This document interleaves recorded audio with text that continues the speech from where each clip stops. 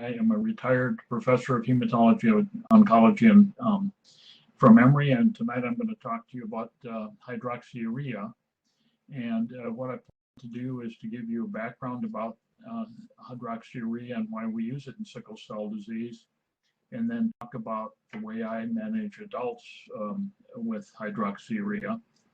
There's going to be a second session that Dr. Peter Lane will do, where he will discuss hydroxyurea in children, and the usage there is somewhat different, and so I'm going to leave discussion of pediatric issues to him. Can you see my second slide, my disclosures?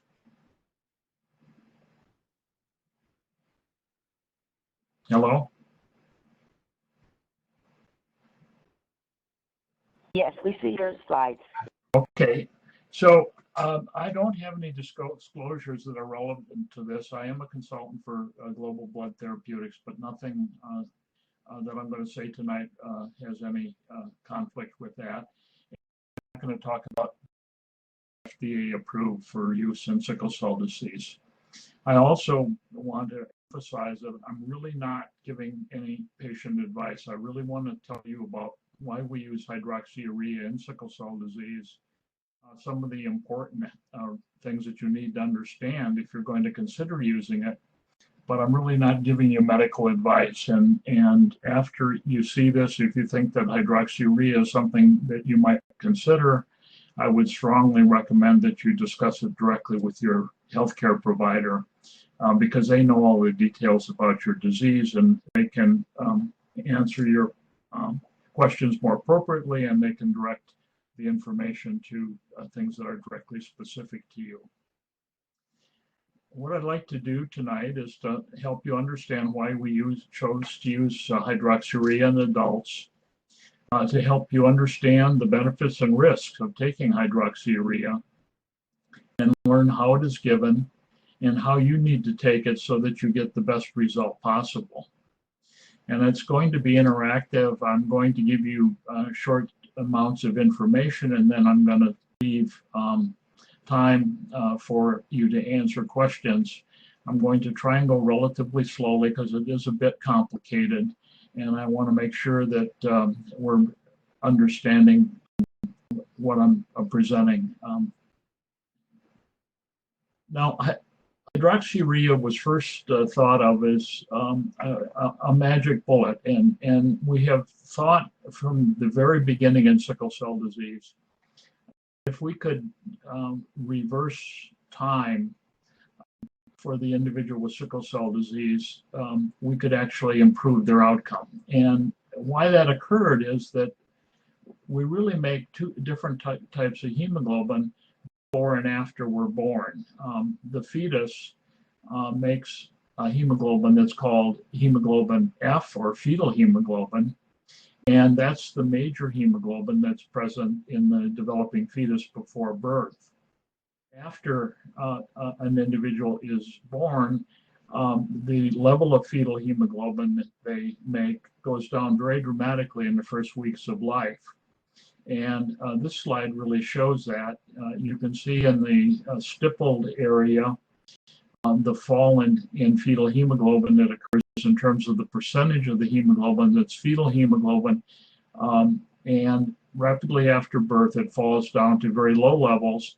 And so after about 20 weeks of age, about 1% of the hemoglobin is fetal hemoglobin, and 99% is hemoglobin A in a normal individual.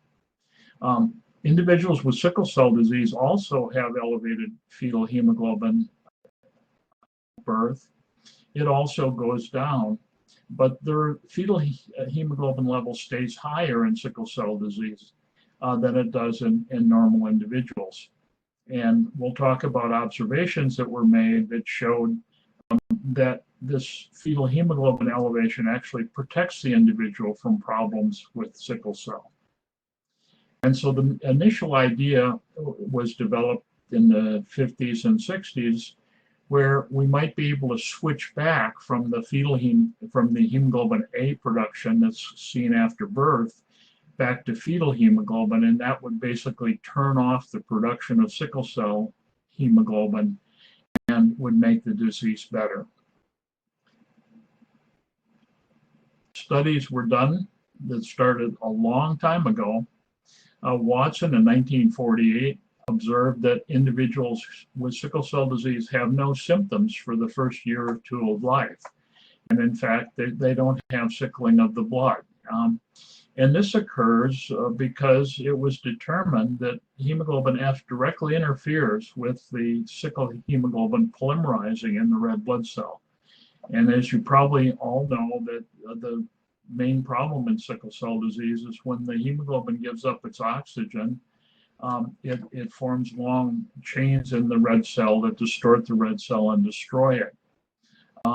Fetal hemoglobin directly interferes with this process. And so hemoglobin A kind of dilutes out sickle hemoglobin, but fetal hemoglobin directly interferes with the sickling process.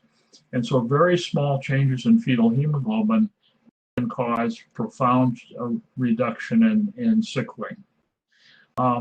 Observations done clinically in the 70s showed that there were individuals who had very high fetal hemoglobin, Saudi Arabians, and some individuals that have a rare disorder called hereditary persistence of fetal hemoglobin. And these individuals had mainly sickle hemoglobin, about 80% hemoglobin S, but they had about 20% fetal hemoglobin. They were as mild as individuals with sickle trait, so they really had no symptoms from the disease. And so it takes about 50% hemoglobin A to keep you from having symptoms, but only about 20% of fetal hemoglobin. And so this was another point in evidence that if we could increase fetal hemoglobin, things would improve in the individuals with the disorder. It's also shown that the frequency of pain crisis was inversely proportional to fetal hemoglobin. That is, the higher your fetal hemoglobin, the less pain crisis you've had over time. And very early on in studies of the natural history of sickle cell disease, it was shown that individuals who have a high fetal hemoglobin live longer than individuals who have low. And that's shown on this slide from the comprehensive study of sickle cell disease. And the probability of surviving is shown in the dark line as individuals who have very low levels of fetal hemoglobin. The dotted line is individuals who have high levels, and you can see that the survival of the individuals with high levels is much better than the individuals with low levels. So this was direct evidence that fetal hemoglobin would improve the clinical outcome in individuals with sickle cell disease if we can modify it. Is that clear? And are there any questions at this point? Are there any questions people would like to ask about what I've presented so far?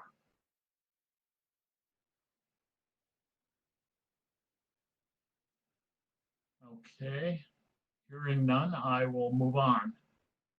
So in the 1980s, early on, a set of magic bullets were developed to actually accomplish what people had dreamed about doing in the 50s and 60s. And investigators in Chicago, led by Dr. D. Simone, made baboons very anemic, bled them, so that their hemoglobin levels were reduced, and they started making all sorts of new red blood cells. And they showed that when they gave the baboons a drug called 5-azacitidine, that's a cancer chemotherapeutic drug, they found that there was an increase in the number of cells that contain high levels of fetal hemoglobin. And this was reproducible. And so if somebody's trying to make lots of blood, and you give them a drug that inhibits them making new red blood cells, the fetal hemoglobin goes up. This was first shown with the drug 5-azacitidine, but this drug has very serious side effects, and so it wasn't considered for clinical use because of its side effect profile.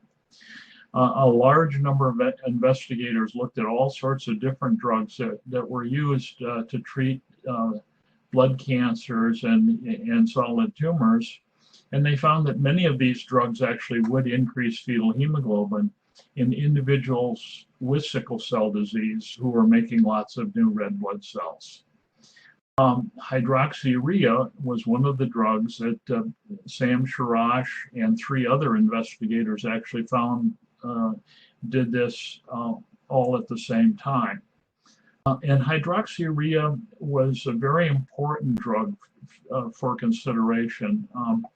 Hydroxyurea was a drug that we had used really for many, many years in treating types of blood malignancies. And this was important because the individuals who had these blood diseases lived for very long periods of time, 10, 15, 20, 30 years. And so they had been treated with hydroxyurea for a very long period of time. And it was shown that they had a really good safety record for the drug. It had very, very few side effects. And the ones that that occurred were related mostly to lowering the blood counts, the white blood count, the platelet count, and the red blood cell count or hemoglobin level. And that was actually for sickle cell, that was a desirable effect, and we'll come back to that later. So it had a long history of relative safety, and it was used, as I said, for periods of up to 30 years in individuals that had some of these other blood disorders. We knew it was potentially going to work, and we knew if it did work, that it would be an excellent choice for a drug to give in a chronic disease like sickle cell, where somebody would need to stay on it for a long period of time, because we know that they would be unlikely to have serious side effects. Dr. Schross did some studies in 33 individuals, gave them hydroxyurea and followed their fetal hemoglobin, and basically was able to show that they had very low levels of fetal hemoglobin when they started, but it was elevated above normal.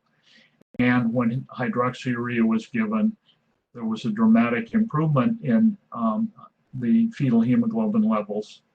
Virtually all patients had some improvement in their fetal hemoglobin level. And many patients had very, very dramatic responses with very high levels. There were other patients that had lesser responses, but as I said, everyone did respond to some degree. This provided evidence that this was an effective drug in increasing fetal hemoglobin in individuals with sickle cell disease. They also did safety studies during these studies, and they were found that there were no unexpected side effects and that the drug was safe to use. The other thing that I think you need to be aware of is that it really does have a dramatic effect on the blood. And on the left side is a picture of a blood smear when from an individual who was treated with hydroxyurea. You can see all of the misshapen sickled cells that are present in this individual. And on the right is the same individual's blood after they're started on hydroxyurea. And all of these misshapen sickled cells have disappeared. And so there really is a dramatic effect on the blood and an improvement in the red blood cells, which allows them to flow better and makes them less likely to plug up blood vessels and cause pain and other complications. The next thing that was done was a very well done study was designed called the multi-center hydroxyurea trial. And in this trial, 300 individuals were given hydroxyurea or a placebo, and half of them got hydroxyurea and half of them got a sugar pill. And neither the patient nor the individual who was taking care of them knew whether they were receiving the hydroxyurea or the placebo. And then they were followed for 2 years. And the bottom line was really dramatic. The hydroxyurea patients had about half as many pain episodes every year. They didn't have to be admitted to the hospital as frequently. They had fewer episodes of acute chest syndrome, which is a very serious and sometimes fatal complication. Their hemoglobin levels were higher, so they weren't transfused as often. And because the hemoglobin level was higher, if they needed to be transfused, it took less units. All of these effects were very statistically significant, and they were clinically significant. That is, the individuals who were taking the drug had a marked improvement in their quality of life over the individuals who were given the sugar pill. And so this really established the fact that hydroxyurea was a very effective way of treating sickle cell disease. And it would ameliorate the pain episodes. It would reduce acute chest syndrome. It increased the hemoglobin level so people would have more energy, and it reduced the need for transfusions. And so these were the basic studies that led to the approval of hydroxyurea in the 90s. And it's now FDA approved for use in adults. And you'll find out in the next session also in children. There are a large number of different preparations available. It's a generic drug, so the price has reduced significantly. And it's now recommended for wide use in sickle cell disease. Are there any questions up to this point? Anything that anybody would like to ask me at this time?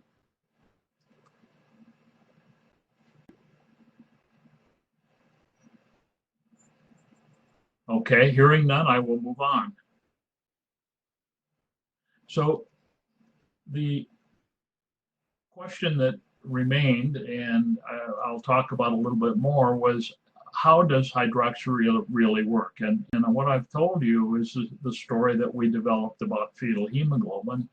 And it's clear that the main effect of hydroxyurea is to increase fetal hemoglobin. And this is a beneficial effect. When we did the hydroxyurea study, though, we found out that there were other things that changed that were also very important. One of which was that the total white blood count is reduced by hydroxyurea, and inflammation is a very important part of sickle cell disease, and the white blood count is chronically elevated. And we know that this causes problems. Hydroxyurea reduces the white count. And in fact, when we look carefully at the statistics, the best responses were correlated with the lowest level of white blood count. So individuals who had marked lowering of their white cell count had the best improvement in their symptoms. It also reduces the platelet count, and platelets are cells that start clotting in the blood. And we know that this is activated in sickle cell patients, and it goes down in individuals who are getting hydroxyurea. The breakdown of the red cells is reduced, which also is beneficial. Very young red cells that are just released from the bone marrow are very sticky. They stick to each other, they stick to white cells, and they stick to the lining of the blood vessels, and this causes blockage like the sickling that could impede blood flow. These go away very quickly when hydroxyurea is started, so that these very sticky red cells disappear from the blood. It also directly relaxes blood vessels, so the blood flows better. And we know that all of these things go on when somebody is on hydroxyurea. We think that all of them are important, but we don't know which is most important. And so started using the drug because of the improvement in fetal hemoglobin. We also know that there's a lot of other beneficial the drug does that could improve life for an individual with sickle cell disease. I think the other really exciting information that has emerged is that people who are on hydroxyurea live longer than people who are not taking hydroxyurea. And this is shown here in a study that was done in Greece, where the probability of survival was looked at in individuals who were stayed on hydroxyurea versus the patients that were not receiving hydroxyurea. What you see is there's really a dramatic improvement in survival in the patients who receive um, um, hydroxyurea, and that this occurs over a very long period of time. So these are people that have been on the drug for 10 or 15 years and show a very significant increase in survival over individuals who aren't taking hydroxyurea. This study was done in Greece. There's been a study done in Brazil and several in Europe and in the United States that also support the fact that hydroxyurea does improve survival in the disorder. And we're also working on looking at other effects of hydroxyurea. Studies that were done in children suggest that it may help improve the neurocognitive functioning in children, and so that they have a higher hemoglobin level and suffer some of the complications that can occur in terms of difficulty with certain types of thought processes. There's also evidence that it may protect the kidneys and the lungs and some of the other organs that are damaged the lifespan of the individual. So there's really a mounting evidence that hydrea is not only beneficial in terms of reducing pain, but it can also have other positive effects in terms of preserving organ function and therefore prolonging life. And so we don't have the bottom line yet because we haven't used the drug for a great period of time. It's only been used now for about 30 years, so we're accumulating information that will emerge about effects on organ function and also survival. Are there any questions up to this point?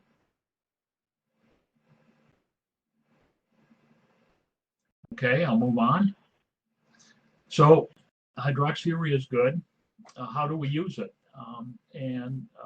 This is a little bit complicated, and this is based basically on doing it exactly the same way we did it in the hydroxyurea multicentral trial of hydroxyurea.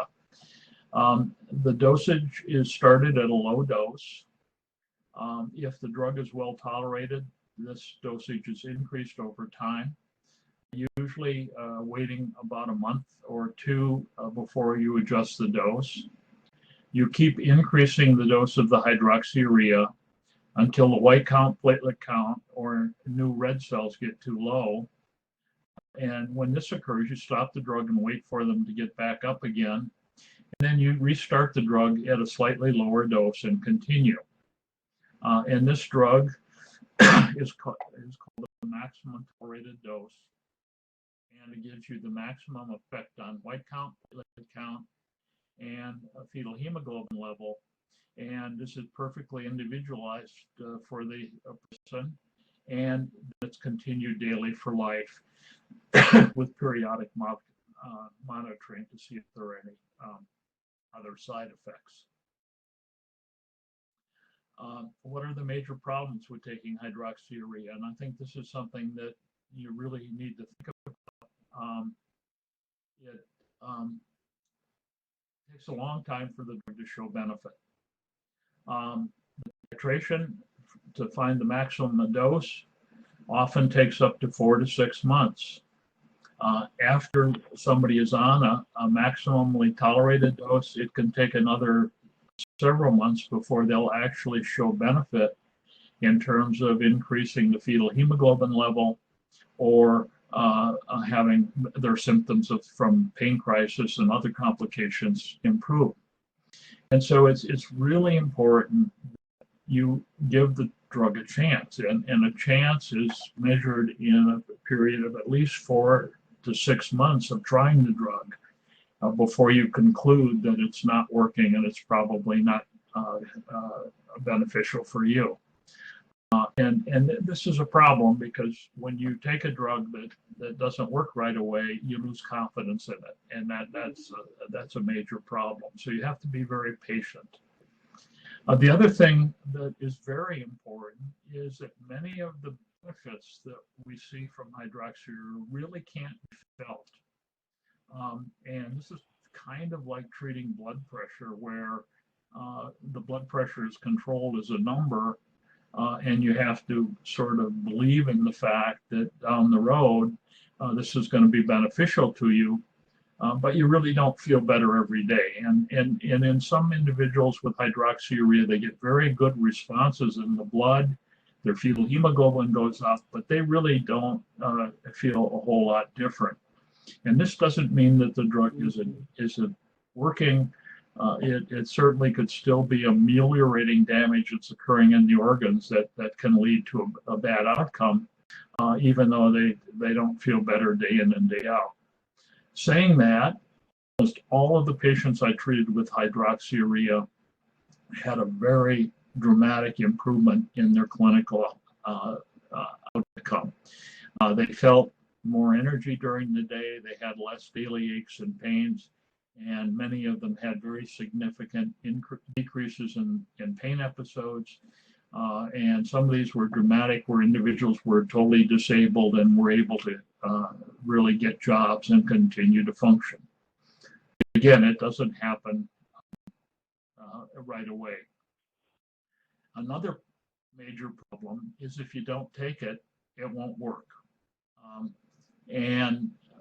This is a major problem with all medications, and there are a number of studies shown that in every disease known to man that's a chronic disease, when medicines have to be taken on a regular basis, only about half of the individuals treated take the medicine at all.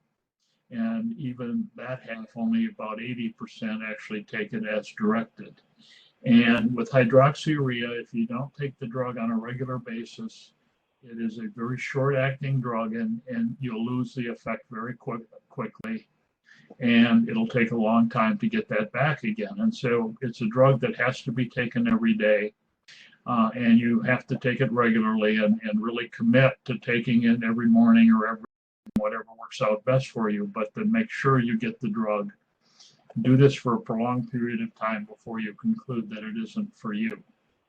And then there are potential side effects, and I'm going to talk about those because these are important, and you need to understand those because those obviously go into the decision making in terms of whether the drug is for you. The first side effect is the predictable one on the bone marrow. The way the drug works is it slows you making blood cells, red blood cells, and platelets.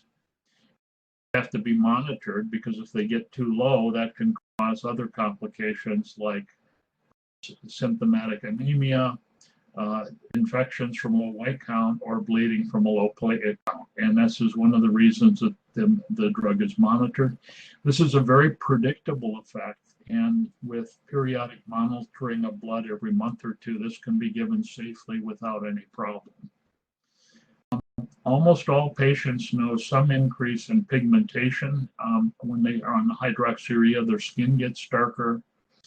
The folds on the hand will get dark pigmentation. And then about 1 or 2% of individuals, they'll get dark coloration under the nail beds that is disconcerting. And so that is a very predictable side effect. That occurs. It's mild in most patients, but some individuals have a problem with their nail beds that really bothers them. The other thing that occurs is people are worried about hair loss, and really seen hair loss caused by hydroxyurea. But one of the things we do see very regularly is women who use relaxers on their hair have increased breakage of the hair at the junction between the normal hair and the hair that's been treated. And this can result in increased hair loss that is noticeable when you brush your hair, comb your hair. It almost never really becomes severe enough so individuals notice that are just looking at you. But this is very disconcerting for women in particular, and it's often a reason that they decide to discontinue the drug. It can have problems with nausea and vomiting and diarrhea, but actually most people feel better on the drug. They eat more and they gain weight, not mainly because they're eating more. And weight gain is a positive side effect in some individuals, but it's a very negative one in others. And so it's something you need to be aware of. These are the main things. Hydroxyurea does inhibit other rapidly dividing cells, and one of those is the production of sperm. And there's evidence that males have reduction in sperm counts on hydroxyurea, and the quality of the sperm that they make may be reduced. This is certainly a concern. It appears to be reproducible when they stop the drug. I mean, reversible when they stop the drug. And it's not birth control. Many of my male patients have developed symptoms have had children while they are taking hydroxyurea, so it doesn't make you infertile. There's also concern about exposing the baby to the pregnancy or when nursing, and so it's recommended that the drug be stopped well before taking the drug. Stop taking the drug long before you become pregnant, and if you're going to nurse, you need to discontinue the drug until you wean the baby off of breast milk. The other thing is that it's been shown to be helpful in SS disease and F thalassemia, but there's really no data or clinical basis for its use in SC disease. So this is really a treatment for hemoglobin SS disease and S beta thalassemia. Are there any questions to this point? Dr. Ekman, you have a question. Okay. You have a question is asking, how long does it take to get your dosage individualized? So it usually, many people, we can get the correct dose within about 2 to 3 months.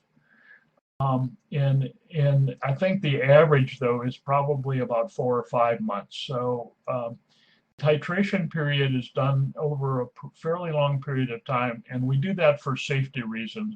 If we increase the drug too rapidly, the white count and platelet count can be too low, and if we're cautious, those side effects don't occur. So I think that it really does take 3 to 4 months of careful monitoring to establish the correct dose. It also takes longer after that time to actually get the maximum dose. So even though we find the right dose in terms of white count and platelet count, it usually takes 4 to 6 months for the fetal hemoglobin to increase and for the individual to have maximal clinical benefit.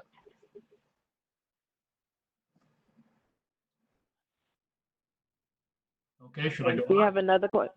Oh, another question? We have another question. Is the hydroxyurea stopped each time counts decrease or just for the initial dosage adjustment? Well, anytime that somebody's being monitored on hydroxyurea and their counts get too low, then we have to stop the drug for a short period of time.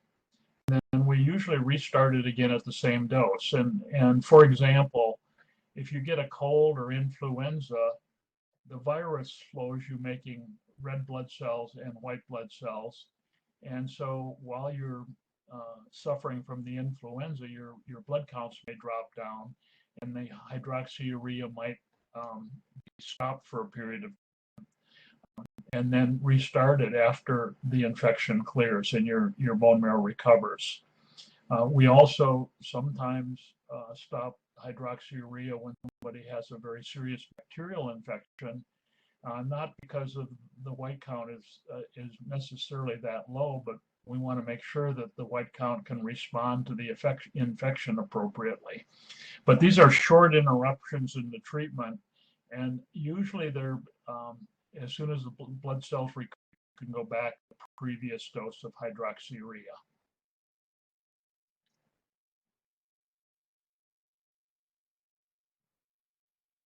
Okay.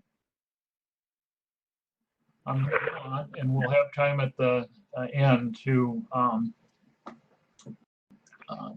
ask some other questions if there are any. I want to point out something that everybody with sickle cell disease should be aware of.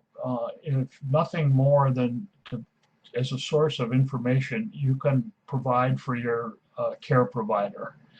And this comes from the NIH Heart, Lung, and Blood Institute recommendations on the management of sickle cell disease. It was published in 2014. And this is a very important information for whoever is giving you care for your sickle cell disease, whether they're a sickle cell expert or a general practitioner. In fact, Dr. Barbara Yan, who led this panel, is a family medicine doctor from Minnesota and really doesn't take care of sickle cell patients. So this is written from the perspective of individuals who are not experts in sickle cell disease, but this is information that will allow them to manage hydroxyurea in their patients. One of the things that the NIH recommendations do is they give a very strong recommendation that treatment should be initiated in adults if they have frequent pain crises, if they have it interferes with their daily activities in their life, and if they have a history of severe acute chest complications. And it says, initiate therapy. This is an order, and it's strong recommendation with moderate evidence. I don't believe in this completely. I think that anybody that has any problem with sickle cell disease or who's totally asymptomatic should consider starting on hydroxyurea. But this is a significant commitment, and it requires a thoughtful discussion between you and your healthcare provider and your family, so that you're all on the same page and agree that this is the way that you should proceed. This publication also has excellent guidelines that you can give to your care provider, make them aware of it, and it gives detailed recommendations on how they should give the drug, how they should dose it, and how they should adjust it based on the white platelet count and the red cell count. And so with information, really any good generalist should be able to manage an individual with sickle cell disease. And so this is readily available. It's information that can make them an expert, at least on management of this one drug and the disease. So what is my bottom line? Well, all individuals with hemoglobin SS and S beta 0 thalassemia and some with S beta plus thalassemia should be offered hydroxyurea. SC patients may consider trying it, but the evidence there is really not very solid. If you try it, give it a chance. And in a chance, I mean 6 months minimum. It's really important to give it a trial, because you're not going to see benefits in the first day or two or weeks that you start the drug. Commit to not taking it hit and miss. If you're on it, you got to be serious about it. You've got to take it every day. I'm going to discuss that a little bit more in detail. This is a complicated slide of somebody that I really wanted to share with you. And this is a patient that I followed at Grady, who was on hydroxyurea, a very, very large dose, 2.5 grams of hydroxyurea, which is a massive dose. And I was seeing her every so often because she wasn't from Atlanta. And I would see her for a period of time, and then she'd disappear for several months, and then she'd come back in again. And when she came in, she was incredibly sick with very severe pain episodes, and these lasted a long time, a week or two. And I couldn't figure this out, because she do have these long periods of time where she wasn't in the hospital, and then she got these very severe pain episodes. So I went back over 6 admissions, and I looked at her blood cells. And what you see here are her white blood count on the lower level plotted out, and her MCV on the upper plot. And The MCV is the average size of the red cells. And when you're on hydroxyurea, your red cells get bigger, so your MCV goes up. And when you're on hydroxyurea, it slows you making white cells, so your white cell count goes down. And what I saw in her pattern was in 6 admissions, every time she came in with a severe pain crisis, her MCV was very low and her white cell count was very high. We started on her usual dose of hydroxyurea, and over the short period of time she was hospitalized, each time MCV went up dramatically and her white count fell precipitously. And so the bottom line here is that this was an individual that was having a very good response to hydroxyurea. Wasn't taking it. She would take it while she was in the hospital, and maybe for a few days afterwards. She would stop taking it and things would revert to their baseline state and she'd start having pain again, very severe pain.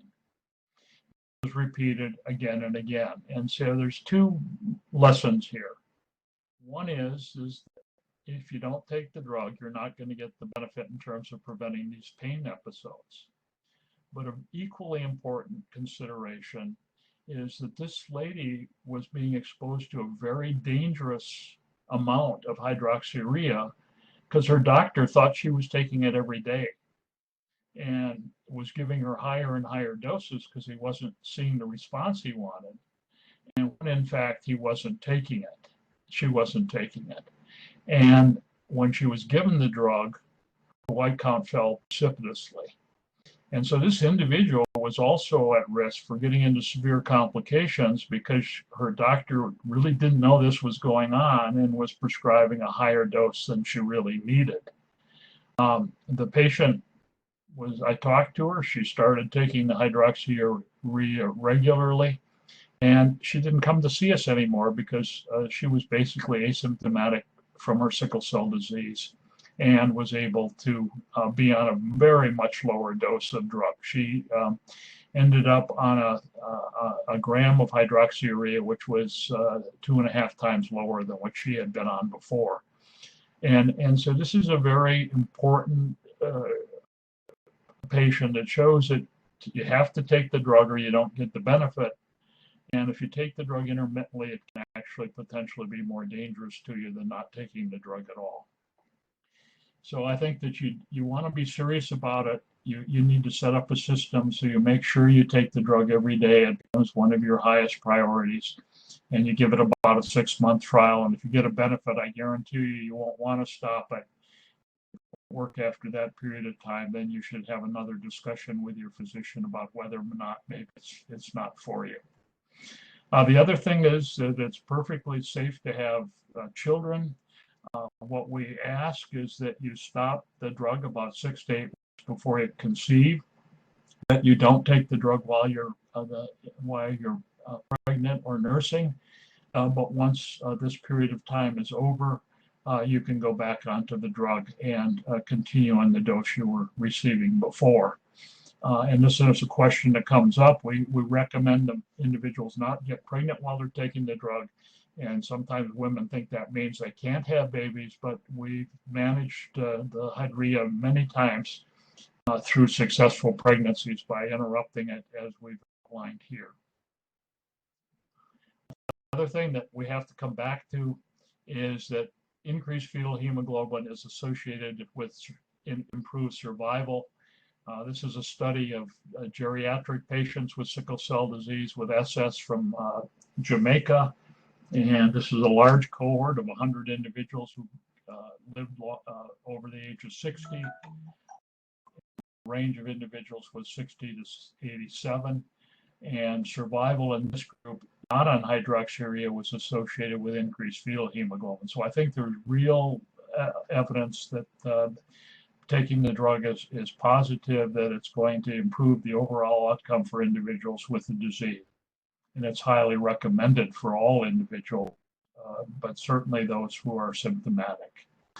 So I'm going to stop there and try and answer any questions. We're a little bit over 7:30, but we started a little late, so I'll be happy to answer any questions. Yes, there are a few questions. Okay, so the first question, are there other circumstances which warrant stopping the drug, stopping hydroxyurea? Somebody seems to be having complications that aren't understood. One might consider stopping it. I think most of the time we stop it is because an individual's having an infection with a bacterial infection, or their blood counts are low from having too high a dose of the drug, and they have something else going on, a bad infection or other things. I think that's the main reasons. Certainly we want individuals to stop if they want to have a child. The other situation, individuals with sickle cell disease who have leg ulcers may not heal those leg ulcers while they're on hydroxyurea. And sometimes we have to stop the hydroxyurea to get the leg ulcers to heal, and then we restart it after the leg ulcers have healed completely. There's controversy. Some people believe that it actually causes leg ulcers. I think that suggests that's not true, but I have had patients where I've had to stop the hydroxyurea because they've had leg ulcers. Again, the change in pigmentation and the breakage of the hair are common reasons that my patients would say they didn't want to take the drug anymore, though that's real. If you had a true allergy to the drug where you developed hives or something like that, you'd have to stop it. And a few people do have GI side effects, and they have to stop it because of diarrhea or vomiting or nausea. But it truly is a really well-tolerated drug, and I think those are the main reasons that you'd have to stop it. Okay, we have another question, and going off some of the reasons why and side effects. One question someone asked, is depression a side effect of hydroxyurea? Is what? I'm sorry? Is depression one of the listed side effects of hydroxyurea? Not that I'm aware of. Okay. I think most of my patients on hydroxyurea felt better. I'm not aware of it being a side effect of the drug. Next question. Is there ever a scenario in which a patient started off having a great response to hydroxyurea, then it stopped being effective? If yes, why? What would cause this to happen? The answer to is yes, it does seem to happen, and the honest answer that usually we don't know why it's occurring. I have seen this in individuals who get a really good response to the hydroxyurea in terms of an increase in fetal hemoglobin, but then this over time. Almost always, when I talk to the patient and convince them that they need to take the drug more regularly, the positive effect comes back again. That is, it starts working again. And so, they start missing the drug a few days a week, and that's all it takes to lose the beneficial effect. That's not always true. Some individuals truly continued to take the drug every day and still lost the effect. The other thing that can happen is if older individuals develop renal disease, they make less new red blood cells every day, and the hydroxyurea stops working because it has to have new young red cells to work. And so these individuals develop problems with making red blood cells that slow the effect of the hydroxyurea. we very often would give them a hormone that is made in the kidney to stimulate them to make more blood cells. And then giving that along with hydroxyurea would allow them to get a good response again. That drug is called erythropoietin, and some of the older patients I had, we gave the hydroxyurea and then added the erythropoietin because the response was blunted. The honest answer is that there are patients who clearly seem to lose the benefit. They are taking the drug, and we really have not figured out exactly why that occurs.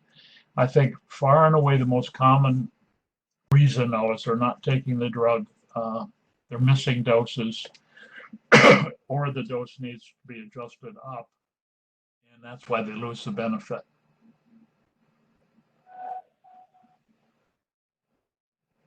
Okay, so we have another question.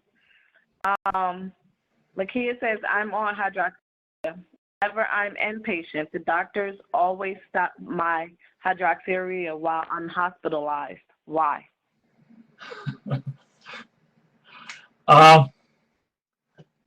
There's no reason to stop the drug if if you don't have an infection or your counts aren't low. And so that's the only honest answer I can give to that.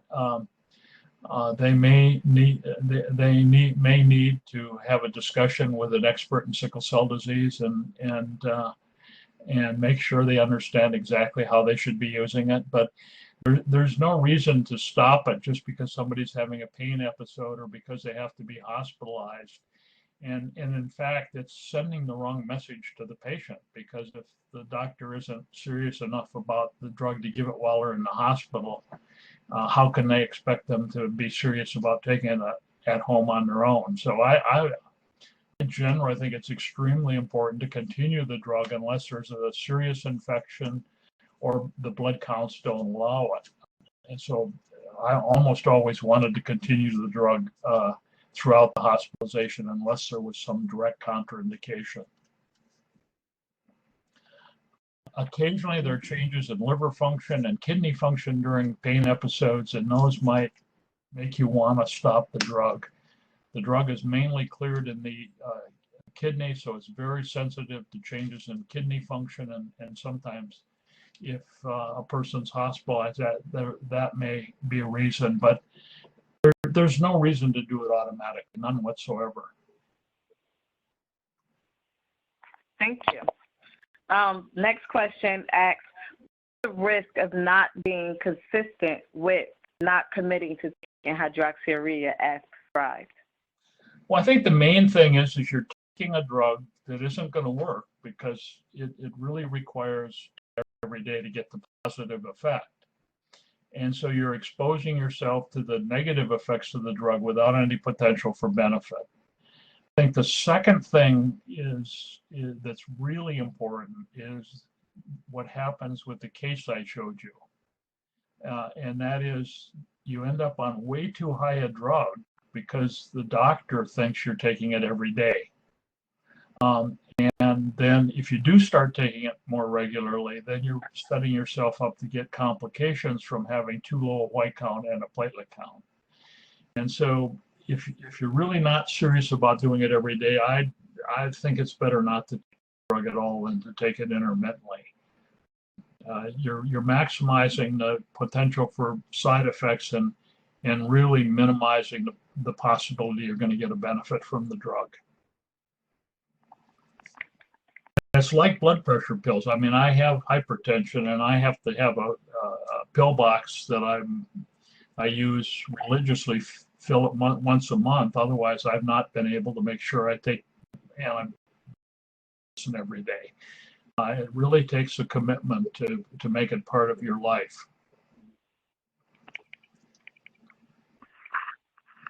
Okay. We have someone asked, patients insist on taking hydroxyurea inpatient. Isn't that a patient right? They do what? They insist on it? Yes. Can a patient insist on taking hydroxyurea inpatient? Isn't that a patient's right? I think that is, and that would be something that you'd have to discuss with the patient advocate in the hospital system. All hospitals should have patient advocates, and yes, if you're on a medication that you know is important to you, I think it's your right to. And I'm not a lawyer, so I don't know exactly what the legal right is, but I would certainly have a discussion with your physician. If they didn't want to prescribe it for some reason, at least ask them for permission so you can use your home dosing and bring that with you and take it in the hospital. But there's no reason to automatically discontinue when somebody's admitted unless your doctor gives you a clear reason for doing that.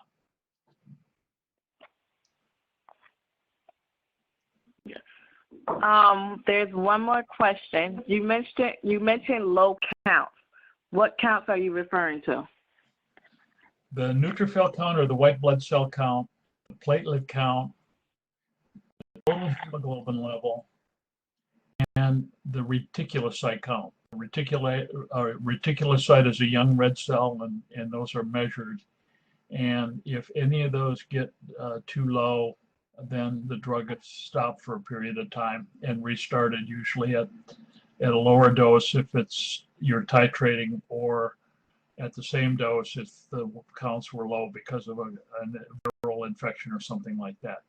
So it's the total hemoglobin, the white count, platelet count, and the reticulocyte count. And those are all things that need to be followed regularly in a person on hydroxyurea. I used to follow my patients every month and was sure that their blood counts were relatively stable. And then I would spread it out to every 2 months, but I would always check them every couple months to make sure the white counts were still okay.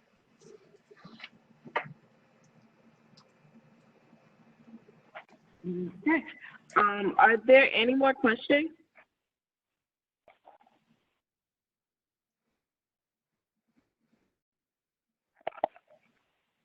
All right. If there are no more questions, thank you so much, Dr. Ekman, for presenting on this class again. This was amazing and wonderful. Please be advised that our next class will be July 9th at 6:30 p.m. I'm sorry, I almost said a.m. 6:30 p.m. No one's up that early. Well, I know I'm not. But we will all see you again at our next class. And thank you, Dr. Ekman. This was wonderful. Thank you. I enjoyed it. And again, I'll be back later in the sessions. We have some other topics I'm going to present. So I'm looking forward to it. And thanks, everybody, for signing on.